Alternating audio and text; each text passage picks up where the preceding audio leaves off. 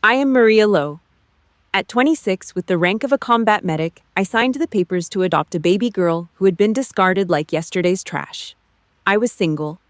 I lived in a cramped apartment outside the base, had zero emergency savings, and didn't have a soul willing to help me change a diaper at 3 a.m. And I had just forced myself to swallow a diagnosis of infertility from the hospital. Instead of offering a shred of comfort, my mother looked at me and said, "You can't even take care of yourself."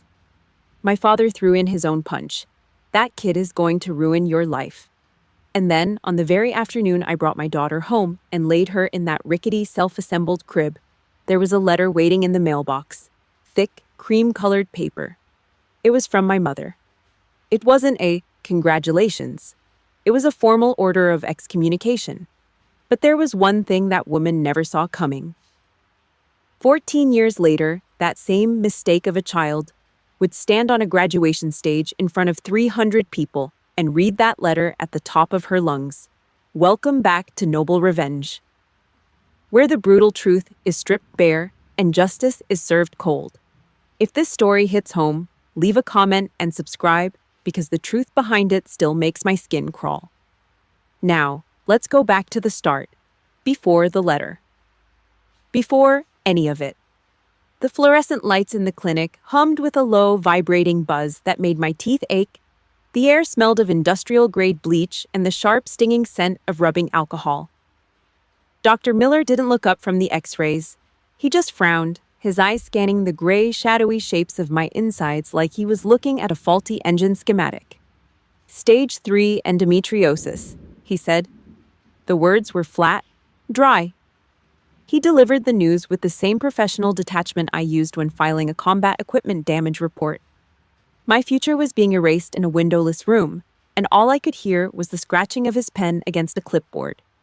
I sat there on that cheap plastic chair, my spine a rigid line of steel. No tears, not one. Tears don't stop a bleed on the battlefield, and they weren't going to fix my broken machinery now. I didn't ask about options or miracle cures. I just stared at the white tile floor and asked one thing. Can I still lift heavy crates at the training grounds on Monday? He looked surprised for a split second, then nodded. I took the original file, folded it once, and tucked it into my breast pocket.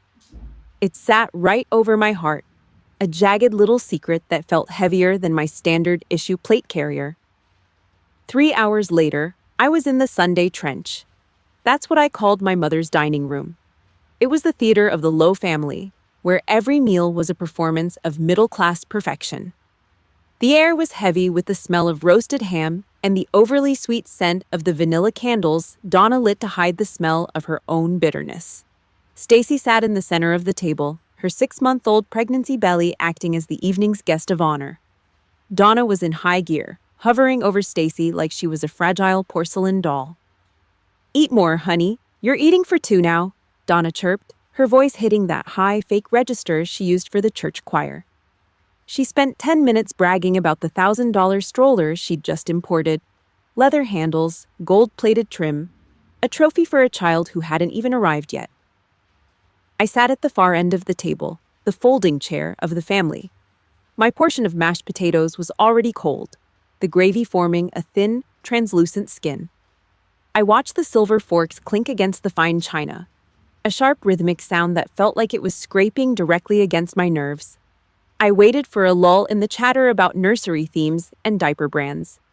I took a slow breath, my lungs feeling tight against the medical file in my pocket. "I have a medical update," I said. My voice was level, echoing the tone I used to read coordinates over a radio. I laid it out. Short, direct. I told them I wouldn't be having children of my own. I told them the doctors were done. The room went dead. The only sound was the hum of the refrigerator in the kitchen. Nobody stood up. Nobody reached across the table to grab my hand. Nobody even looked me in the eye. Donna didn't skip a beat. She put her fork down with a slow, deliberate click. She took a silk napkin, patted the corners of her mouth, and looked at me with eyes as empty as a dry well. "Well," she whispered, her voice like a razor blade wrapped in velvet. "Maybe that's just God's way of saying you weren't meant to be a mother anyway, Maria." Beside her, my father, Richard, didn't even blink. He just reached for the breadbasket, his eyes fixed on a piece of sourdough like it was the most interesting thing in the world. Stacy just looked down at her soup, her hand instinctively covering her belly as if my failure might be contagious. The suffocating knot in my throat, that jagged, bitter pressure, felt like it was going to choke me. I felt the heat rising in my neck, but I refused to give them the satisfaction of a breakdown. Not here. Not in this theater. I pushed my chair back. The legs screeched against the hardwood floor. I stood up, my back straight, my chin tucked. I didn't say goodbye. I didn't wait for a rebuttal. I walked out the front door and didn't look back at the picture-perfect house with its manicured lawn and its rotting interior. The drive back to the base was 40 miles of black asphalt and biting wind that whistled through the cracks in my old truck's window. The rust-belt sky was a bruise-colored purple, heavy with the threat of rain. My hands gripped the cold, cracked leather of the steering wheel so hard my knuckles turned a ghostly, bloodless white. The silence in the cab was deafening.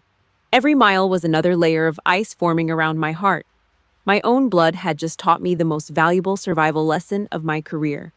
When you're bleeding out, you don't call for people who want to watch you die. You pack the wound yourself. You cauterize it. You keep moving. I pulled through the base gates, the heavy steel barricades a welcome sight. As I parked my truck in the gravel lot, I looked at the medical file on the passenger seat.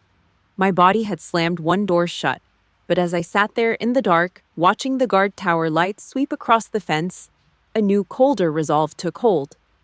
If my own biology wouldn't give me a family, I'd find another way. I'd use the law.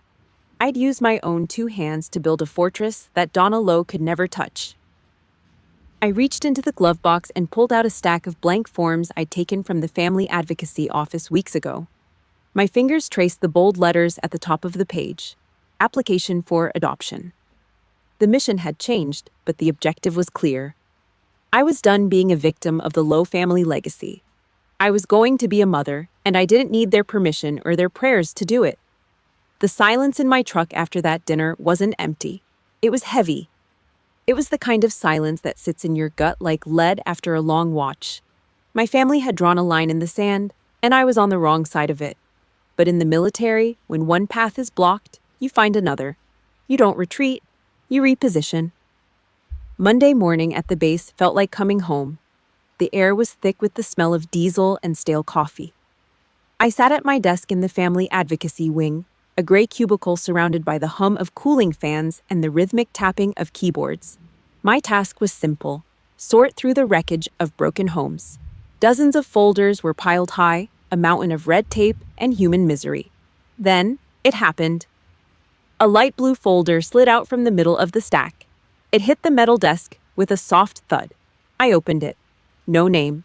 Just a hospital ID number and a grainy Polaroid. A baby girl. Abandoned at the local hospital 2 days ago. Wrapped in a thin, hospital-grade blanket, her tiny face was scrunched up, defiant even in sleep. Something in my chest made a sound.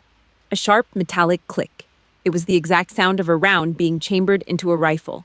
Sudden, final, locked in. I didn't think. I didn't weigh the pros and cons. I reached into the bottom drawer of my desk and pulled out a fresh application for adoption. I didn't care that I was a single woman with a combat medic's salary. I didn't care that I was broken, according to my mother's God. I was going to be the one who chose this girl. The next 4 months were a war of attrition. The bureaucracy was a beast. I lived on black coffee and adrenaline. My life became an endless cycle of background checks, credit scores, and home inspections. The state wanted to see every cent I'd ever earned and every mistake I'd ever made. I handed over my tax returns like a confession. To make the numbers work, I took every night shift the base hospital offered. 12-hour grinds. Stale sandwiches from the vending machine at 3 a.m. My eyes were bloodshot. My uniform felt a size too big. And my skin took on the gray tint of the fluorescent lights. I stood straight anyway. I polished my boots until I could see my tired eyes in the reflection. Discipline was the only thing keeping the exhaustion at bay. On the final day of the vetting process, I stood in Major Margaret Hayes' office. The room smelled like menthol cigarettes and old paper. She was a creature of habit, a woman who had seen more war than most men on this base. She flipped through my 50-page file, her face a mask of stone. She picked up the heavy red stamp. Thud. Approved, blazed across the front of my life in bold, ink-red letters. The sound echoed off the wood-paneled walls like a pistol shot. Margaret looked up. A rare, razor-thin smile touched her lips. "I've been waiting for you to turn in those papers for a long time, Specialist Lowe. You're a damn good medic. You'll be a better mother." She didn't offer a hug. She didn't need to. That stamp was the only validation I required. The following Sunday, I went back to the Lowe house. Not for a meal, for a report. The dining room was exactly the same vanilla candles, the same clink of silver on china. Stacy was showing off a sonogram photo, her husband Richard nodding like a mindless bobblehead. Donna was beaming, her pearls catching the light. I didn't sit down. I stood at the edge of the table, my hands clasped behind my back. I waited for the chatter to die down. "I've been approved," I said. My voice was low, cutting through Donna's laughter like a knife through soft fat. "I'm adopting a baby girl. She'll be home in 2 weeks." The silver stopped clinking. Donna's face didn't crumble. It hardened. It turned into a gargoyle mask of pure, unadulterated disgust. She didn't even whisper this time. She hissed. "You're bringing a stranger into this family, a child from God knows where, some filthy place?" Donna's voice rose, vibrating with a desperate kind of anger. "How am I supposed to look the women at the church in the eye, Maria? Tell them my daughter is raising someone else's mistake instead of keeping our family's dignity. You're a disgrace." Richard grumbled into his bread, not even looking up. "The kid is gonna ruin your life, Maria. You can't handle it." I looked at them, really looked at them. For 26 years, I had tried to fit into their narrow, suffocating boxes. I had looked for love in a place that only traded in judgment. I reached down and grabbed a white cloth napkin from an empty setting. I wiped a stray bit of gravy from the corner of my mouth, folded it into a tight, ugly ball, and tossed it right into the middle of Donna's plate, on top of her half-eaten ham. "The baby isn't the problem, Mom," I said. My voice was stone cold. "You are. If you have ever felt the power of walking away from people who only see your flaws, hit that like button right now.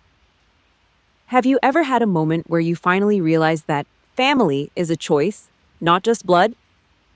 Drop a comment with the word chosen if you stand with Maria. Make sure you subscribe to Noble Revenge. We are just getting started, and the truth is going to get a lot louder from here." I turned on my heel. I didn't wait for her to scream. I didn't wait for Richard to give me another lecture on my life. The walk to the truck was the lightest I'd felt in years. The gravel crunched under my boots, a satisfying, gritty sound. I got in, slammed the rusted door shut, and started the engine. The drive back to my apartment took exactly 37 minutes. I didn't turn on the radio. I didn't cry. There was no need for tears when the mission was finally underway. I looked in the rearview mirror as the lights of the Lowe house faded into the dark, rust-belt horizon. I reached over and touched the blue folder on the passenger seat. The approved stamp felt warm under my fingertips. The door to my past hadn't just closed. I had welded it shut. As I pulled into my driveway, I noticed a black car parked across the street. The lights flickered once, then went dark. I gripped the steering wheel, my pulse steady. I knew that car. It was Stacy's. Stacy lived a life wrapped in velvet. It was a soft, suffocating existence bought and paid for with a $40,000 down payment from Donna.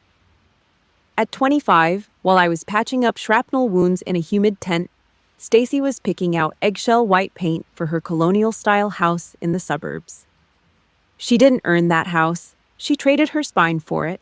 Every time Donna threw one of those 40 guest parties for Stacy's kids with the professional photographers and the catered ham. The price tag was clear. Donna didn't give gifts. She issued loans of obedience. She moved in for 2 weeks after every birth, scrubbing Stacy's floors and oversalting her soup, and Stacy just smiled and nodded. She had to. You don't bite the hand that signs the checks for your mortgage. I didn't envy her, not for a second. I looked at Stacy and saw a commercial transaction, not a sister. I categorized her under assets owned by Donna Lowe. I was a combat medic with grease under my fingernails and a bank account that barely cleared the rent. But my soul was mine. Hers was locked in Donna's china cabinet. 2 weeks after I'd announced the adoption, the Cold War went hot. It was Friday night, 11 p.m. I was sitting on my kitchen floor, the linoleum cold against my thighs, surrounded by cardboard boxes. My phone buzzed on the laminate counter. The vibration sounded like a hornet in a tin can. Stacy. I picked up. I didn't say a word. I just listened to the dead air on the other end. Maria. Her voice was a thin, shaky whisper. She sounded like she was crouching in a dark closet, terrified of being caught. It was the voice of a deserter hiding in a hole while the rest of the unit took the fire. I'm calling because I'm worried. Mom is in a state, Maria. A real state. I leaned my head back against the fridge. The hum of the compressor vibrated through my skull. Get to the point, Stacy. The baby, she hissed, her voice cracking. You have to stop this. Mom is talking about cutting off the diaper money for the kids. She's saying if you go through with this, she's going to stop the help with my house payments. She's livid. She says you're bringing filth into the family name. I felt a ghost of a smirk pull at the corner of my mouth. It wasn't funny, but the predictability was exhausting. And what did you say to her, Stacy? Did you tell her it's my life? Did you tell her that a baby isn't filth? Silence. Then a soft, pathetic sniffle. I have a feverish kid here, Maria. I'm stressed. I can't lose that money. If Mom cuts me off, we lose the house. Why do you have to be so stubborn? Just tell her you changed your mind. Do it for the sake of the family. Please. I looked at my hands. They were rough, the skin around the knuckles cracked from industrial soap and heavy lifting. These were hands that worked. Stacy's hands only reached out for handouts. Stacy, I said, my voice dropping into that low, dangerous register I used when a private was losing their head under pressure. Stop playing the victim. You aren't caught in the middle. You're standing right behind her, holding her coat while she stabs me. That's not fair. I'm just trying to keep the peace. No, I cut her off. The words felt like lead. You aren't neutral. You just picked a side. You just traded your sister for a $40,000 velvet cage. Don't call me again until you find your spine. Good luck with the mortgage. I hung up. I didn't throw the phone. I didn't scream. I just set it on the counter and watched the screen go black. The silence that followed was absolute. The Lowe family was a sinking ship, and Stacy had just jumped into the only lifeboat Donna provided. I stood up, my knees popping in the quiet apartment. I walked into the small bedroom at the end of the hall. It was empty save for the fresh coat of white paint I'd stayed up until 2 a.m. applying. It smelled like chemicals and potential. The crib was a flat-packed mess on the floor. I grabbed a metal wrench from my toolkit. Clink. The sound was sharp and honest. I knelt on the floor and started to work. I didn't need a team. I didn't need a mother's blessing or a sister's support. I dragged the heavy wooden rails into place, my muscles straining against the weight. I threaded the bolts by hand, feeling the grit of the metal against my skin. I worked in the dark, the only light coming from a single street lamp outside the window. With every turn of the wrench, I felt the fortress getting stronger. I wasn't just building a bed, I was building a barricade.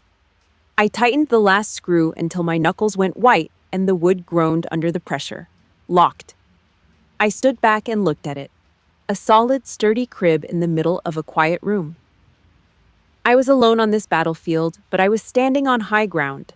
I had a medic's hands and a soldier's heart, and that was more than Donna Lowe's money could ever buy. I went back to the kitchen, drank a glass of lukewarm tap water, and sat by the window. I watched the gray dawn begin to bleed over the Rust Belt horizon, turning the sky the color of a dirty nickel. I was exhausted, but it was a good kind of tired. The kind that comes from doing the work yourself. At exactly 7:15 a.m., 3 sharp, rhythmic knocks hit my front door. I didn't move for a second. I scanned the room, checked my perimeter. I walked to the door, my boots silent on the floor. I looked through the peephole. A postal worker in a blue uniform stood there, holding a thick stack of envelopes and a heavy cardboard box. I opened the door. "Specialist Lowe?" the man asked, squinting against the morning light. "That's me." "Sign here." He handed me a digital pad. I scribbled my name, a sharp, jagged line that looked like a heart monitor spike. He handed over the mail and the box. The box was heavy, sealed with reinforced tape. No return address, just a local postmark. I took it inside and set it on the counter next to my cold coffee. On top of the stack of mail was a thick, cream-colored envelope. The paper felt heavy, expensive, and completely out of place in my cramped kitchen. I didn't need to open it to know what it was. I picked up a steak knife and sliced through the tape on the box first. Inside, tucked under layers of bubble wrap, was something that made my breath hitch. And right next to it, the cream-colored envelope seemed to pulse with a silent, toxic energy. The first shot of the real war had just been fired. The rain in March did not fall, it hovered. A cold, gray mist that turned the rust-belt sky into the color of a wet sidewalk. I stood on the porch of my apartment, my navy issue jacket zipped to the chin, watching a beat-up sedan pull into the gravel lot. A social worker stepped out, shielding a bundle against the damp wind. This was it. I took the weight into my arms. 3.2 kilograms. Lily was light, but she felt like an anchor, grounding me to a world I had almost given up on. Her hand was the size of a lemon, tiny fingers curling with prehistoric strength around my calloused thumb. In that moment, something in my chest, something that had been cold and jagged since the doctor's office, finally snapped into place. We went inside. I sat at the kitchen table, the baby sleeping in the crook of my arm. The paperwork was thick, dry. It smelled like stale toner and bureaucracy. I turned to page 11, then 14, then 22. I did not hesitate. I gripped the pen and signed my name in sharp, aggressive capital letters. Each stroke of the ink felt like a claim, a declaration of war against the void. From the second that ink dried, the world had a Lily Lowe. And she had me. That afternoon, after I laid her in the crib I'd built with my own 2 hands, I went to the mailbox. It was a routine move. Habit. I expected bills, junk mail, maybe a coupon for the grocery store down the street. Instead, tucked between a utility notice and a credit card offer, I saw it. Thick, cream-colored paper. Heavy. The kind of stationery Donna used for her church invitations and her proper thank you notes. In the top left corner, the embossed initials stared back at me. DC, Donna Lowe. I walked back inside, my boots thudding heavy on the floorboards. I sat on the edge of my bed. My hands did not shake. I slid a thumb under the flap and ripped it open. The smell of Donna's expensive floral perfume wafted out, clashing with the scent of baby formula and wet wool. The letter was not a note. It was an indictment. "Maria," the ink began, every loop of her cursive looking like a noose. "I cannot support this decision. You are throwing away your life for someone else's mistake. That child comes from some dirty corner of the world. You have no idea what kind of trouble she will bring into our home. Do not come back here. Do not call this house. Until you come to your senses and realize what you have done, you are on your own." Signed, Mother. The silence in the room became a physical thing. It pressed against my eardrums. I did not rip the paper. I did not scream into the empty hallway. I looked at the word mother and felt a cold, hard clarity wash over me. She had just fired the first shot. She had labeled an innocent baby filth before even seeing her face. I stood up. I walked to the closet and reached for the top shelf. I pulled down a tattered cardboard box. Inside were my old combat boots, caked in dried mud from my basic training days. They were symbols of a version of me that knew how to endure. I smoothed out the cream-colored paper, folded it neatly, and tucked it into the left boot. A soldier does not throw away enemy ammunition that misses the mark. She saves it, she studies it, she waits for the right moment to fire it back. I closed the box and went to the kitchen to heat a bottle. The real campaign had begun. The first year was not a dream. It was a siege, 8 weeks. That was all the maternity leave I had before I was back on the base. 8 weeks of healing from the inside out while learning how to be a son for a tiny planet. There were no reinforcements, no calls from Stacy to ask if I needed a nap, no check-in from Richard. Just the hum of the refrigerator and the ticking of the clock. The childcare crisis in this country is a joke, but for a single specialist on a medic's salary, it was a death sentence. $16 a day for a spot in a crowded daycare. Every morning, I dropped Lily off at 5 a.m. The sky still pitch black, my heart feeling like it was being dragged behind the truck. Every cent of my food allowance went to her winter clothes, her diapers, her medicine. I learned how to live on black coffee and the leftover crackers from the base cafeteria. Then came the nights, the colic. At 2 a.m., Lily's screams would shatter the quiet of the apartment complex. It was a raw, visceral sound that made my skin prickle. I would scoop her up, wrap her in a thin blanket, and pace the narrow hallway. Step, turn, step, turn. I walked that floor like I was pulling guard duty in a high-threat zone. My eyes were bloodshot. My bones felt like they were made of lead. I could hear the neighbors through the thin walls, muffled curses, the thud of a fist against the drywall. They did not see a mother trying to save her child. They saw a nuisance. I did not apologize. I kept walking. I whispered coordinates to her, telling her stories of the world we were going to build together. By December, the cold in the Rust Belt was a living thing. It seeped through the window frames. On Christmas Eve, the world outside was quiet. A few miles away, I knew Donna's house was glowing. I could picture the table. 14 people. The smell of a honey-glazed ham. The sparkling cider. The laughter of people who had decided I did not exist. I sat on my living room floor. I had bought a 60-centimeter plastic tree from the pharmacy.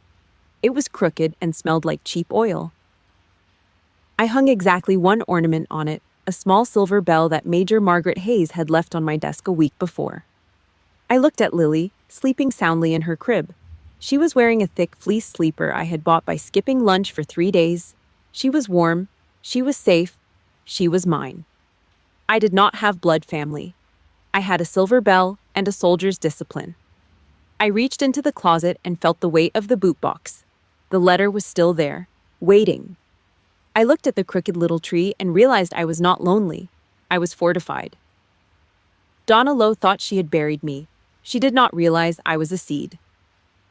I turned off the light and sat in the dark, watching the snow fall against the glass. The first year was almost over. I was still standing. The silence was no longer heavy. It was a weapon. By the time Lily turned 2, the front lines had stabilized.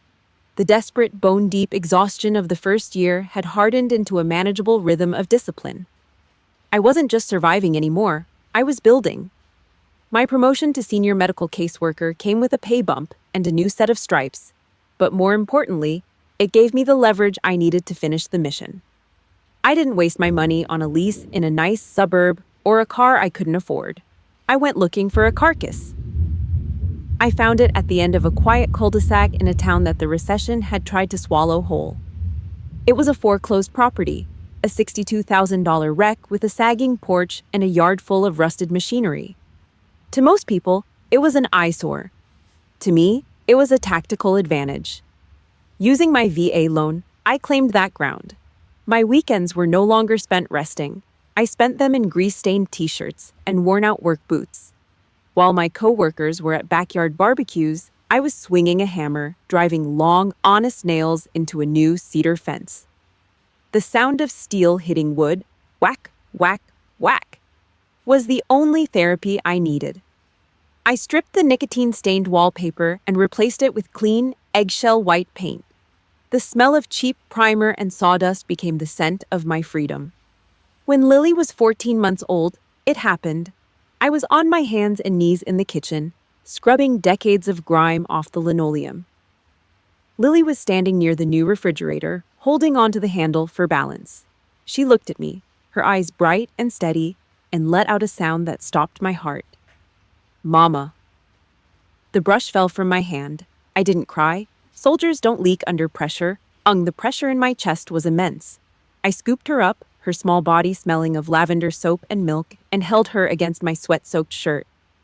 "I chose you," I whispered into her hair, my voice thick with a promise that went deeper than blood. "And I will always choose you."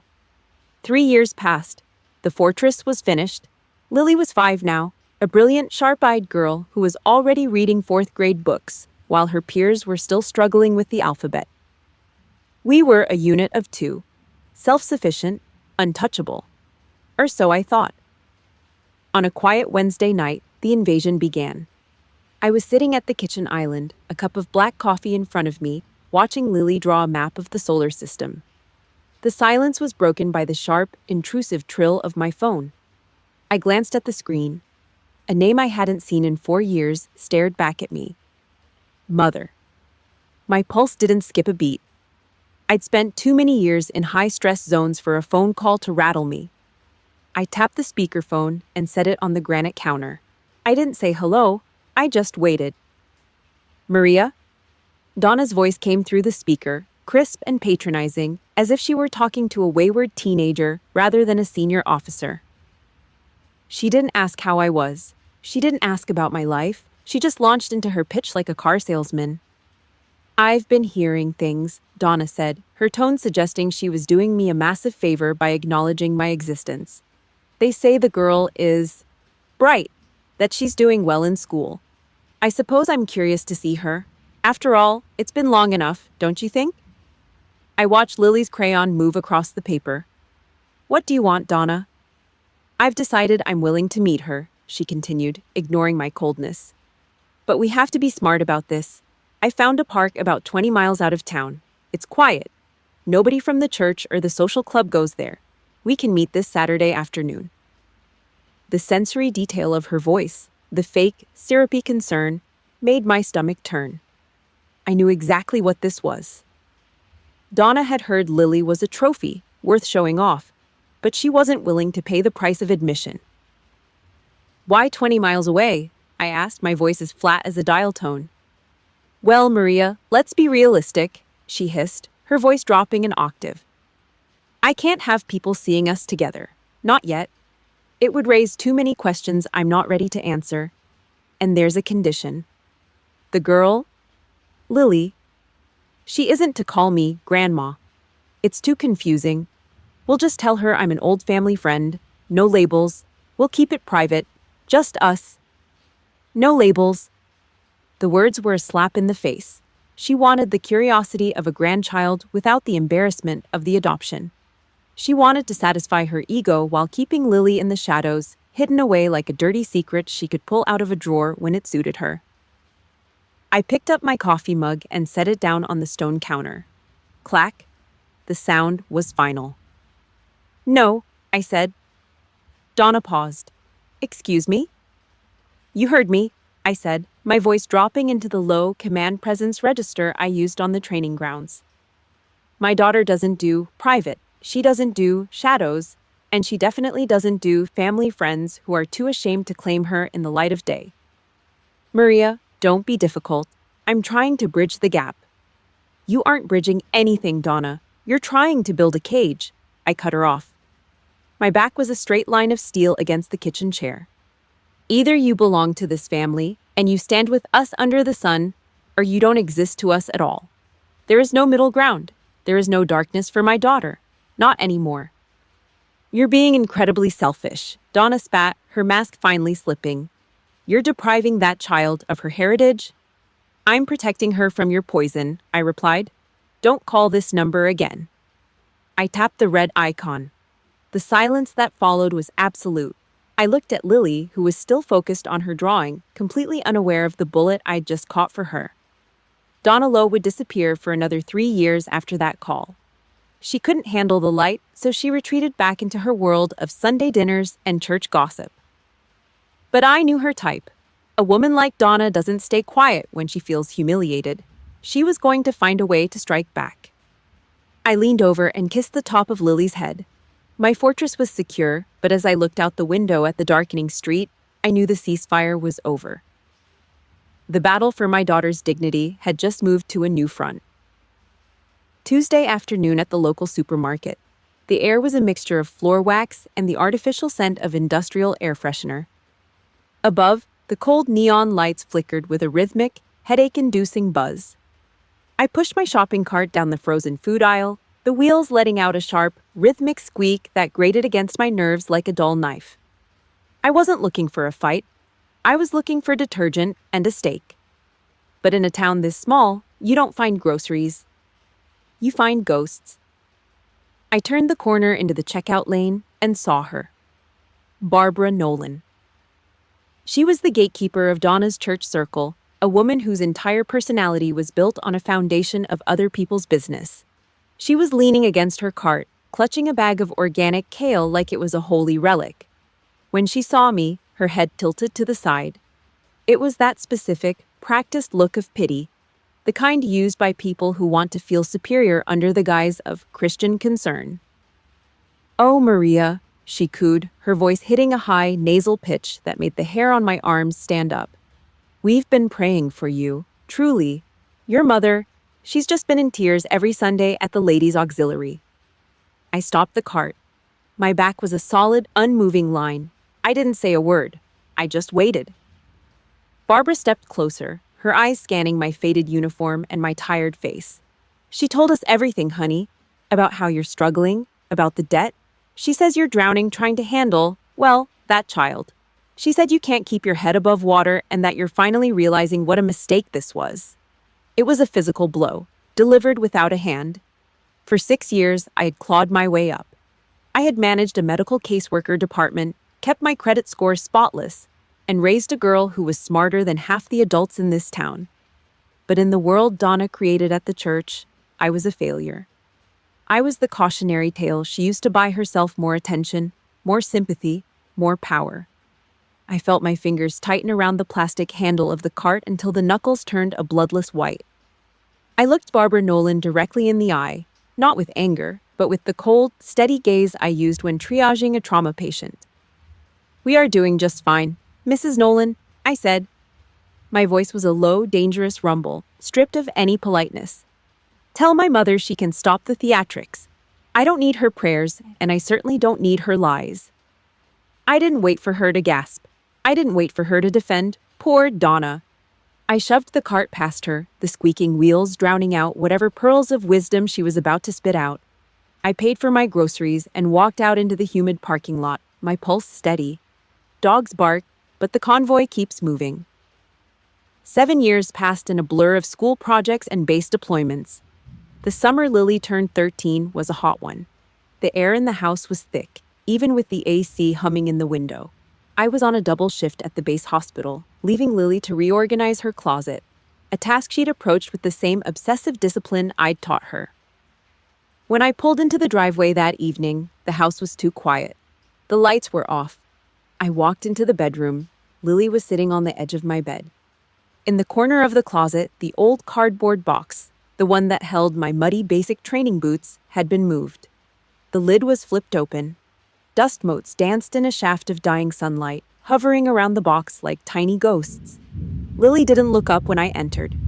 In her lap lay a thick, cream-colored envelope. It was worn at the edges now, the paper yellowed, but the embossed initials, DC, were still visible. She had found it. The ammunition I'd been hiding for 14 years. Lily looked up at me. Her eyes weren't red from crying. They were dry. They were hard. They were exactly like mine. She held the letter between 2 fingers, tracing the sharp folds in the paper where her grandmother had written that she was a dirty mistake. The silence in the room was like a vacuum, pulling the air out of my lungs. "I read it," she said. Her voice didn't shake. "I read what she called me. I read what she told you to do." I stepped toward her, but I didn't reach out. She didn't need a hug. She needed the truth. "If someone writes something this cruel," Lily asked, her voice dropping into a low, calculating whisper, "do you hide it? Do you keep it a secret because they're family?" I stood tall, my shoulders squared. I didn't offer an excuse. I didn't try to soften the blow. I looked my daughter in the eye with the same integrity I brought to every medical board on the base. "The truth is always more important than keeping secrets, Lily. I said. The words were a command. Always. I didn't know it then, but I had just handed her the keys to the armory. I hadn't just given her permission to know the truth. I had given her the orders to use it. If you've ever had to stare down a lie that was meant to bury you, hit that like button right now. Have you ever been the one person who kept the truth while everyone else was happy with a fake story? Drop a comment with the words, "Still standing," if you've survived the gossip and the backstabbing. Make sure you subscribe to Noble Revenge. The real battle is about to begin. And you don't want to miss how Lily handles that letter. Lily folded the cream-colored paper back into the envelope. She didn't put it back in the box. She tucked it under her pillow. "Okay, Mom," she said. She stood up and walked to the kitchen to start dinner. Her back was as straight as a soldier's in a parade. I watched her go, and for the first time in 14 years, I felt a shiver of fear. Not for myself, and certainly not for Lily. I felt fear for Donna Lowe. She thought she had written a letter to end a relationship. She didn't realize she had written the opening lines of her own public execution. The bullet was officially in the chamber. The end of 8th grade at Jefferson Middle School didn't arrive with a celebration. It arrived with a thick, suffocating humidity that turned the air into soup. The kind of heat that made the asphalt in the parking lot soft enough to swallow a boot heel. In my house, the atmosphere was different. It was still, pressurized, like the eerie drop in barometer readings right before a tornado touches down. Lily had pulled it off. She wasn't just graduating, she was the valedictorian. A straight-A student with a stare that could cut glass and a mind that operated like a high-precision engine. She'd spent the last 3 weeks locked in her room. The only sounds coming through the door were the frantic scratching of a pen and the rhythmic rustle of paper. She told me she was writing her own keynote. No help, no proofreading. "I've got this, Mom," she'd said. Her voice was flat, professional. It was the exact tone I used when I was triaging a chaotic medical bay. That Tuesday, I sat in my truck in the base parking lot. The engine was idling, vibrating through the floorboards. I picked up my phone. I didn't hesitate. I dialed Donna's number for the first time in over 3 years. I didn't call to beg. I didn't call to build a bridge. I called to serve a cold, hard summons of the soul. "Jefferson Middle School, Friday, 10 a.m., I said the second she picked up. I didn't give her the opening for a hello. "Lily is the valedictorian. She's giving the speech. I expect you to be in the front row." There was a long, calculated silence on the other end. I could practically hear Donna's brain shifting gears, the sound of a predator spotting a fresh, shiny trophy. The 3 years of total silence were erased the moment she smelled a chance for public glory. "Valedictorian?" Donna's voice was a honeyed purr, dripping with a fake, nauseating sweetness. Well, I always knew that girl had potential. I suppose my prayers finally reached the ears of the Lord. "Spare me the theater, Donna," I snapped. I gripped the steering wheel, my knuckles turning white against the cracked leather. "Just be there, 10 sharp, don't be late." I hung up before she could launch into her script. I knew exactly what was happening. Donna Lowe didn't see a grandchild she'd tried to discard 14 years ago. She saw a gold-plated accessory she could parade in front of her social circle. She was already mentally drafting the lies she'd feed to her book club. By Wednesday, the gossip mill in our hometown was spinning at a frantic velocity. My contact at the base, a woman whose sister lived just 3 doors down from Donna, confirmed my suspicions. Donna was braying to anyone who would listen at the local library's afternoon social. She was loud, shameless, and completely rewriting history. "We've been so deeply involved in her education," Donna had told the group, according to the report. "It's been such a long, difficult road, but the Lowe legacy of excellence always triumphs. I've already purchased my dress for the ceremony, lavender silk. It cost a small fortune, but for a milestone this significant, cost is no object." She was stealing 14 years of my sweat and sacrifice and rebranding it as a family miracle. She hadn't sent a single card. She hadn't bought a single gallon of milk. But there she was, buying a lavender dress to play the part of the doting matriarch. The hypocrisy was a physical weight in my chest. I called Stacy next. I figured if the ship was going down, I'd give the deserter one last chance to stand on deck. I can't make it, Maria, Stacy whispered. I could hear the mindless blare of a television in the background, some loud, colorful cartoon. Tommy has a soccer game. It's the regional playoffs. You know how Richard is about sports. He'd have a literal meltdown if we weren't in the bleachers. A soccer game, I repeated. The words felt like ash. Your niece is the valedictorian, Stacy. She's 13. Tommy is 8. There will be 500 more games. You don't get it, she hissed, her voice trembling with that familiar, hollow fear. Mom is already going. If I show up and stand next to you, she'll cut my childcare allowance for a month. She's still paying the insurance on my van, Maria. I can't risk it. I didn't argue. You can't fix a rotted spine with words. Good luck with the soccer, Stacy. I hope that plastic trophy is worth the price of your soul. I clicked the phone off.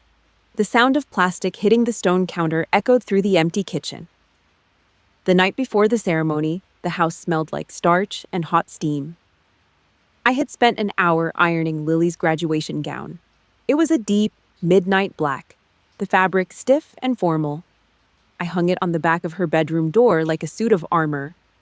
I stood in the hallway, the floorboards cold under my feet. The door was cracked open an inch. Lily was sitting at her desk, her back a straight, narrow line of focus. The only light came from a small desk lamp, casting long, jagged shadows against the wall. She was staring into her vanity mirror, her lips moving silently as she rehearsed the rhythm of her words. In the center of her open notebook, I saw it. The cream-colored envelope. The edges were frayed. The paper looked heavy and toxic against the white-lined pages. For 14 years, I had kept that venom locked in a box in my closet.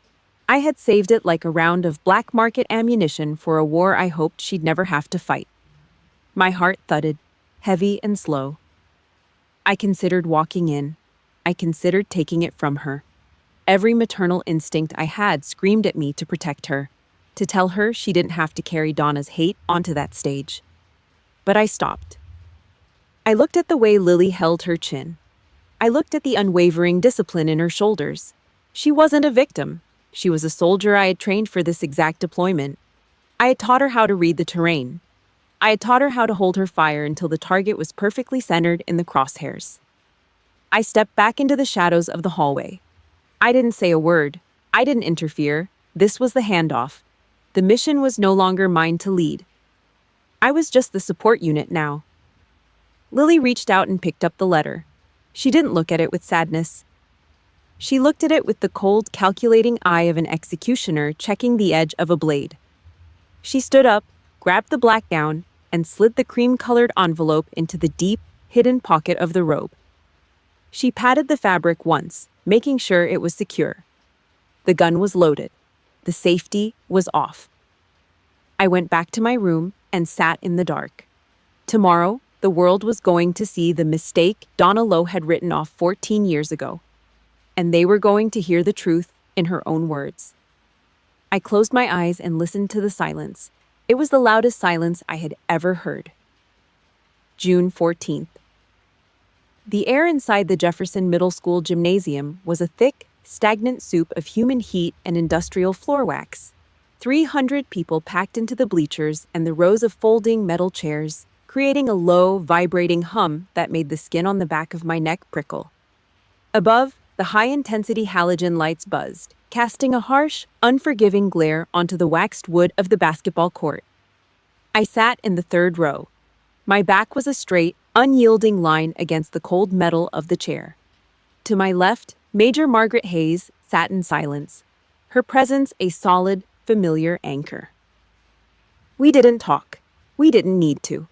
This wasn't a time for chatter. It was the quiet before the breach. Donna and Richard had arrived 15 minutes early, moving through the crowd with the practiced grace of small-town royalty. Donna was a vision of expensive hypocrisy in her lavender silk dress. She wore a double strand of pearls that caught the overhead light, her face painted into a mask of doting grandmotherhood. She sat in the very center of the front row, the VIP position. She leaned over to the woman next to her, whispering and pointing toward the stage, her smile wide and artificial. She looked like she had personally funded the entire school district. I watched her from the shadows of the third row. I saw the way she patted her hair, the way she adjusted her silk skirt. She was a predator at a banquet, ready to feast on the glory she hadn't earned. Then, the principal stepped to the podium. The feedback from the speakers let out a sharp, metallic squeal that cut through the room like a whistle.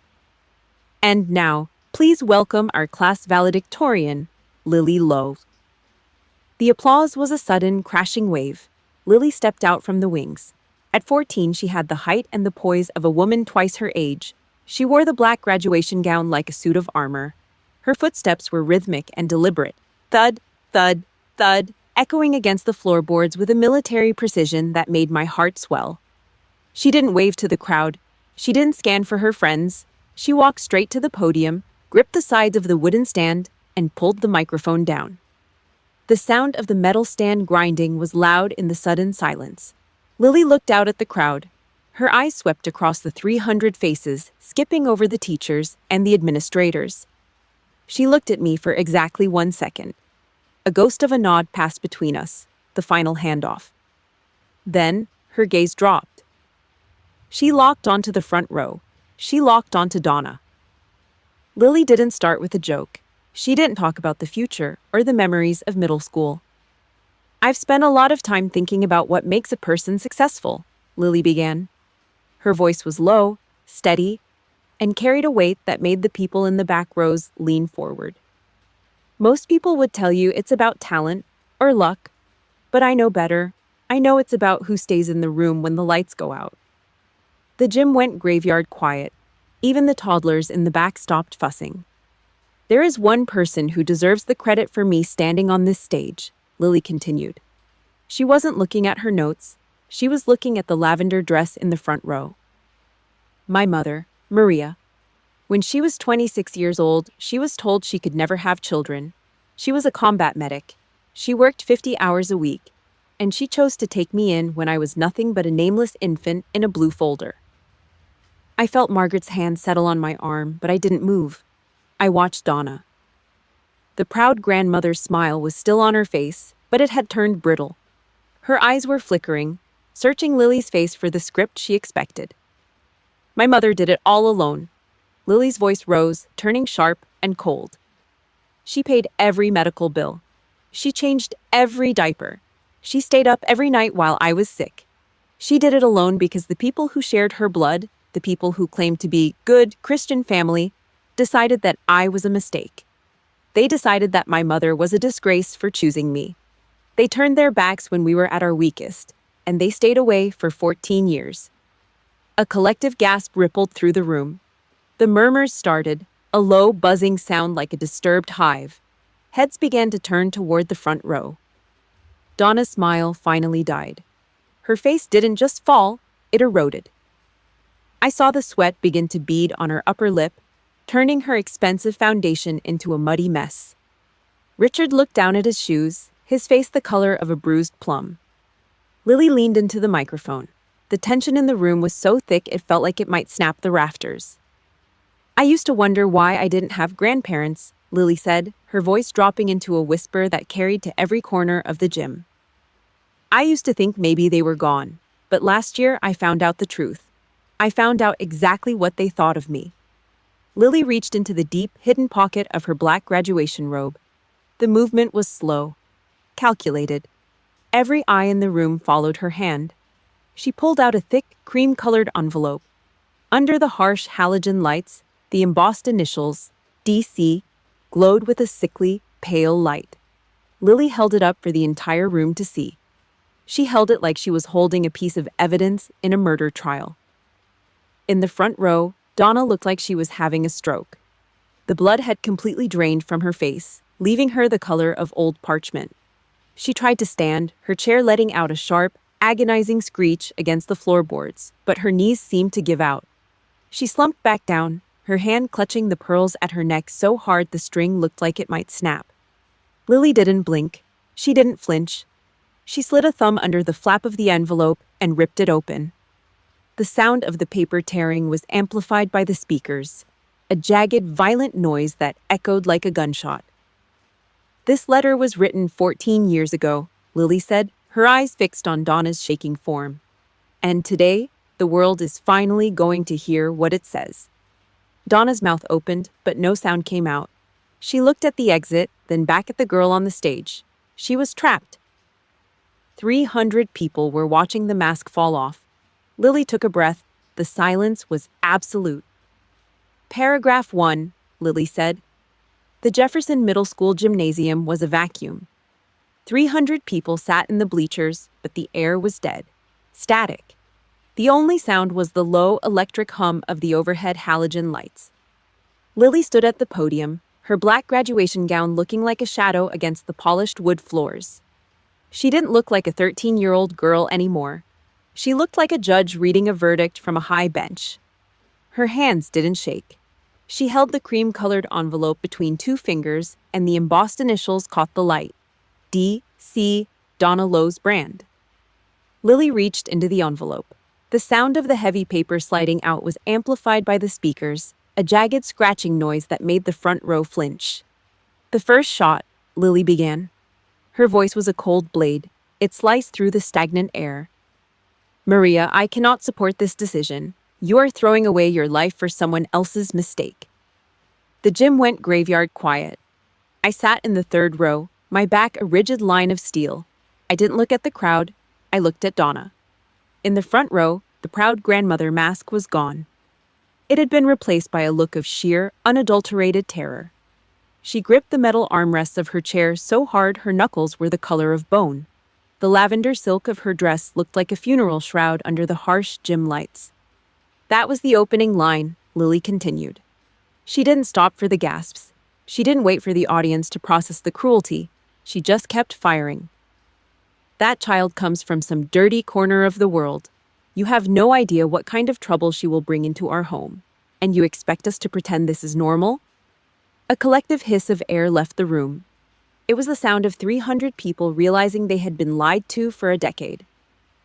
Barbara Nolan, the town's primary gossip, sat with her mouth hanging open, her eyes darting from Lily to Donna.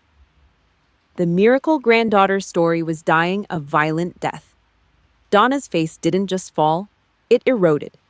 The sweat was thick on her forehead now, making her expensive foundation look like wet clay. Beside her, Richard was a ghost.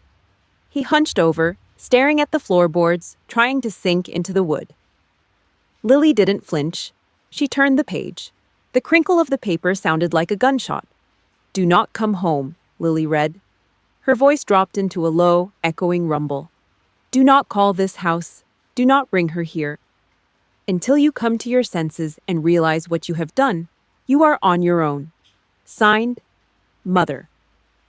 The finality of those words, signed, Mother, hit the room with the force of a wrecking ball. The silence that followed was absolute. It was the heaviest thing I'd ever felt. 14 years of Sunday dinners and church hospitality were stripped bare. The woman in the front row wasn't a doting matriarch. She was a woman who had tried to bury her own daughter and a nameless infant because of a dirty corner. Lily stood there for a heartbeat, letting the poison settle into the room. She didn't look away from Donna. She watched her grandmother's world crumble in real time. Then Lily folded the paper. She didn't put it back in her pocket. She held it out over the podium like a piece of evidence in a capital murder trial. 14 years ago, this letter was supposed to be the end of our story, Lily said. Her voice changed then. It lost the coldness. It became something stronger. My mother, Maria, didn't keep this to hurt anyone. She kept it to remember why she worked the night shifts. She kept it to remember why she spent her food allowance on my medicine instead of a new coat. She kept it because this letter is the reason we never quit. Lily turned her head. She looked directly at me in the third row. Her eyes were bright, fierce, and full of a love that didn't need a blood test to prove its worth. "Thank you, Mom," Lily said. A small, sad smile touched her lips. "Thank you for choosing me when the people who were supposed to love you the most told you I was a mistake. Thank you for building a home out of nothing but discipline and grit. You were always enough. You were always more than enough." The silence broke. It didn't just break. It shattered. It started with Major Margaret Hayes. She stood up, her uniform crisp, and started to clap. A slow, rhythmic, powerful sound. Then the people in the fourth row stood. Then the bleachers. Within 10 seconds, the entire Jefferson Middle School gym was on its feet. It wasn't just a graduation applause. It was a roar of validation. It was 300 people acknowledging the war we had won in the shadows. Donna Lowe didn't wait for the clapping to end. She didn't wait for the principal to reclaim the stage. She grabbed her leather purse, her face a twisted mask of humiliation. She stood up, her chair screeching across the wood floor, and bolted for the exit. She didn't look at the stage. She didn't look at me. She just ran, her lavender dress disappearing through the double doors. Richard followed her, his head down, a broken man trailing a broken queen. I sat there while the world cheered for my daughter. I felt the suffocating knot in my throat finally loosen. I felt the weight of that cream-colored envelope leave my soul for good. The battlefield was empty. The enemy had fled. Lily stepped down from the podium, her black gown flowing behind her. She walked through the crowd, ignoring the hands reaching out to congratulate her. She came straight to the third row. She stopped in front of me, her eyes clear and steady. "Mission accomplished, Mom," she whispered. I stood up and pulled her into a hug. She smelled like old paper and new beginnings. I didn't cry. I just held her tight and looked at the empty front row. The fortress was secure. The truth was out. And for the first time in 14 years, the silence was finally peaceful. The sound started as a ripple. One person stood up in the middle of the bleachers, then 10. Within seconds, the movement turned into a tidal wave. 300 people in the Jefferson Middle School gymnasium stood as one, their applause hitting the rafters with the force of a thunderclap. It wasn't the polite, rhythmic clapping of a graduation ceremony. It was a roar of collective realization, a stadium-sized validation for the medic and the mistake who had fought their way out of the shadows. In the front row, the silence was different. It was a vacuum of pure, unadulterated shame. I watched the back of Donna's head. She didn't turn around. She didn't look at the crowd. I saw her shoulders hitch, her hands frantically fumbling for the leather strap of her purse. Then came the sound, a sharp, agonizing screech of metal legs against the waxed wood floor. Donna bolted. She didn't walk. She scrambled. Her expensive lavender silk dress caught the light one last time as she ducked her head, weaving through the standing crowd like a criminal fleeing a crime scene. Richard followed her, his head down, his posture slumped into the shape of a man who had finally realized he was a ghost in his own life. They didn't look back. They didn't even try to defend the ruins of their reputation. They just vanished through the double doors, leaving the echoes of their own cruelty behind them. The enemy had abandoned the field. Behind the stage, the air smelled of heavy curtains and old floor wax. I found Lily near the equipment racks. She was still wearing the black gown, but the stiffness in her shoulders had finally broken. The moment she saw me, she didn't act like a valedictorian or a soldier. She just acted like my daughter. She threw her arms around my waist and buried her face in my shoulder, her body shaking with a jagged, heavy sob. "Are you mad?" she whispered into my shirt, her voice muffled and raw. "I didn't tell you I was going to do it. I couldn't let her win anymore." I held her tight. My hands, still rough from years of heavy lifting and base work, cupped the back of her head. I leaned down and spoke directly into her ear, my voice low and steady, carrying the weight of a final command. "That letter belonged to you just as much as it did to me, Lily," I said. "She wrote about both of us. You had every right to fire back." We stood there for a long time, tucked away from the noise of the gym. I felt the tension that had lived in my gut for 14 years finally begin to dissolve, turning into nothing but cold, stagnant water. The mission was over. By the time we got home, the sun was dipping below the Rust Belt horizon, turning the sky the color of a bruised plum. I walked into the kitchen and saw the red light on my desk phone blinking. A rhythmic, insistent pulse. One new message. I hit the button. The speaker hissed with static before Donna's voice filled the room. It wasn't the honeyed church lady purr she used in public. It was a shrill, frantic screech. "How could you?" she screamed, the sound distorting the small speaker. "How could you let that child humiliate us like that? In front of the entire town. In front of the Nolans. I will never forgive you for this, Maria. Never. You've destroyed this family's name over a grudge." She didn't mention the words she'd written. She didn't apologize for calling a baby filth. She only cared about the name. She was a hollow queen reigning over a kingdom of glass, and she was furious that someone had finally thrown a stone. I didn't even let the message finish. I reached out and tapped the button. Beep! The voice vanished. Deleted. I didn't feel anger. I didn't feel a need to call her back and scream. I just felt a deep, profound boredom. The woman was a relic, and I was finished being her museum curator. My cell phone buzzed in my pocket. A text from Stacy. I heard what happened. "I'm so sorry it came to this. I wish things were different, but Richard says we should probably keep our distance for a while to let things settle. Give Lily my love." I looked at the screen for a second. Keep our distance. The deserter was still hiding in the foxhole, waiting for someone else to tell her when it was safe to come out. I didn't reply. I blocked the number. The tumor was finally out, and I wasn't going to let it grow back. The next morning, the world was quiet. I woke up at 5 a.m. Habit is a hard thing to kill. I didn't go to the base. I didn't check my emails. I just walked out onto the front porch of the house I'd bought with my own blood and sweat. The air was crisp, carrying the faint scent of rain and cut grass. I sat in the old wooden chair and cradled a mug of black coffee. The heat seeped into my palms, steady and real. I looked out at the street. The neighborhood was still asleep. I thought about the word family. For a long time, I thought it was a trap, a set of chains made of DNA and expectations. But as I watched the gray light of dawn crawl over the shingles of my roof, I realized I'd been wrong. Family isn't the people who share your blood. It's not the people who show up for the photos and the Sunday ham. Family is the people who stay in the room when the oxygen gets thin. It's the person who picks up the wrench and helps you build a crib in the dark. It's the girl who finds a toxic letter and uses it as fuel to become the smartest person in the room. I took a sip of the coffee. It was bitter and hot. I liked it that way. Inside the house, I heard the floorboards creak. Lily was up. I heard the clinking of a cereal bowl and the low hum of the radio.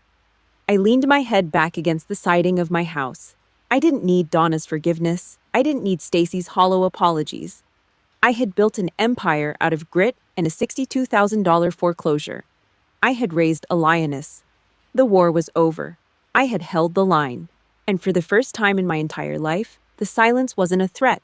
It was a reward. I closed my eyes and let the morning sun hit my face. I was Maria Lowe. I was a mother. And I was finally home.